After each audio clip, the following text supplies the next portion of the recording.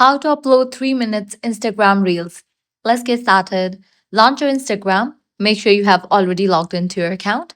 Now, click on this plus icon given at the bottom middle. Here you're going to find an option. Set it to Reel and select the video of 3 minutes.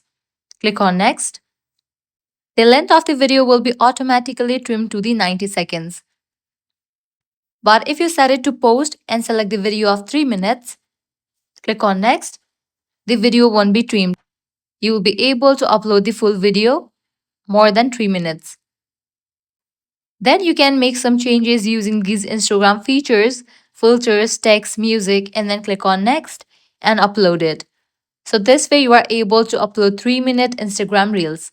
If this guide was helpful, don't forget to like, share, and subscribe to our channel. Thanks for watching.